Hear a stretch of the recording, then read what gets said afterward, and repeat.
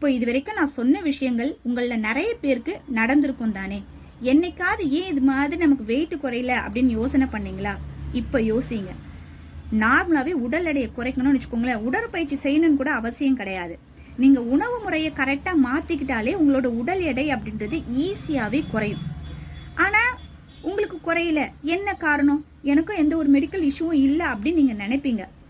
எப்போ நீங்க கரெக்டான டயட் இருந்து உங்களுக்கு உடல் எடை குறையல அப்படின்னா கண்டிப்பா ஒரு மெடிக்கல் செக்அப் பண்ணிக்கிறது ரொம்ப ரொம்ப நல்லது. ஏன் அப்படின்னு பாத்தீங்கன்னா, நமக்கு சுகர் இருந்தாலோ தைராய்டு இருந்தாலோ இல்லை மற்ற பிரச்சனைகள் ஏதாவது நமக்கு தெரியாம இருந்தாலோ நம்ம என்னதான் டயட் ஃபாலோ பண்ணி என்னதான் எக்ஸசைஸ் செஞ்சாலும் உடல் எடை அப்படின்றது கண்டிப்பா குறையாது.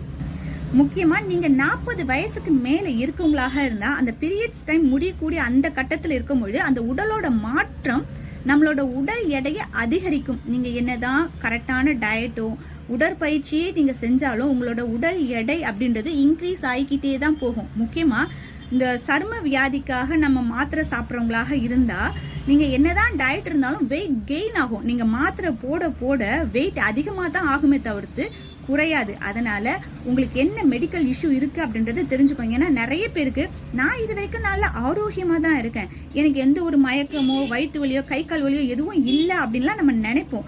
எந்த ஒரு பிரச்சனையுமே எடுத்த உடனே நமக்கு தெரியாது, கொஞ்சம் கொஞ்சமா தான் நமக்கு தெரியும். அதனால இப்போ உங்களுக்கு வெயிட் லாஸ் ஆகல, நீங்க கரெக்டா டயட் ஃபாலோ பண்ணி உங்களுக்கு வெயிட் லாஸ் ஆகல அப்படின்னா கண்டிப்பா ஒரு சின்ன செக்அப் பண்ணிக்கிறது நல்லது.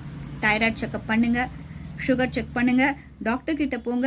இது மாதிரி நான் டயட் ஃபாலோ பண்ணியும் என்னோட வெயிட் குறையல அப்படின்னும் பொழுது உங்களுக்கு என்ன காமனாக என்னென்ன விஷயங்கள் கேட்பாங்க, அதுக்கேற்ற மாதிரி ஒரு சில டெஸ்ட் எல்லாம் எடுத்தீங்க அப்படின்னா அதுக்கான ட்ரீட்மெண்ட் நீங்கள் ஆரம்பிக்கும் பொழுது இந்த டயட்டை கரெக்டாக நீங்கள் ஃபாலோ பண்ணிங்கன்னா உங்களோட வெயிட் லாஸ் அப்படின்றது ரொம்ப ஈஸியாக நடக்கும். ஏன்னா நிறைய பேர் அதை யோசிக்காமே யூடியூப்ல இருக்கக்கூடிய வீடியோஸ்லாம் பார்த்து ஒரு டயட் ஃபாலோ பண்ணுறேன் அப்படின்னு சொல்லிட்டு ரொம்ப ஆர்வத்தில் ஆரம்பிப்பாங்க.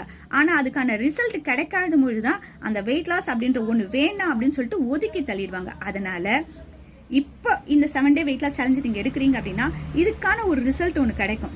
ஆனால் உங்களுக்கு அந்த ரிசல்ட் கிடைக்கல, ஆனால் உங்களுக்கு வேற எந்த ஒரு மெடிக்கல் இஷ்யூ இதுக்கு வரைக்கும் இல்லை அப்படின்னு நினைக்கிறவங்க கூட ஒரு மெடிக்கல் செக்அப் எடுத்துக்கிட்டு அதுக்கப்புறம் உங்களோட வெயிட் லாஸ் சேலஞ்சை நீங்கள் ஸ்டார்ட் பண்ணீங்க அப்படின்னா வெயிட் லாஸ் அப்படின்றது ரொம்ப ஈஸியாகவே நடக்கும்.